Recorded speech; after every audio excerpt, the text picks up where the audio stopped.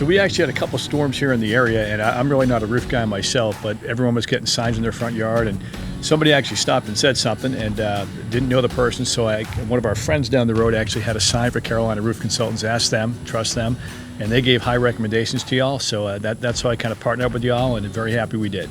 So they got here bright and early. So probably about, I want to say 6:15 or so in the morning. They got here at 6:30, which was great. They said they'd be here early. Worked till probably 11 or 12. Took some time off because of the heat, because it was really hot, and then came back and finished up a lot of it that night. But it's certainly a little bit loud in the morning, but well worth it. They had it pretty much within a day and a half. I'd say 90% of the job was done. It was amazing to watch. Number one, very timely, very responsive. From the get-go, reached out to Jeremy. Jeremy got back to me within minutes. It was amazing. I think it was a Saturday afternoon, too, I reached out.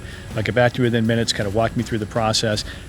Once actually the adjuster came, he kind of explained what was going to happen. So Jeremy and his son Jerry kind of walked me through exactly what was going to happen.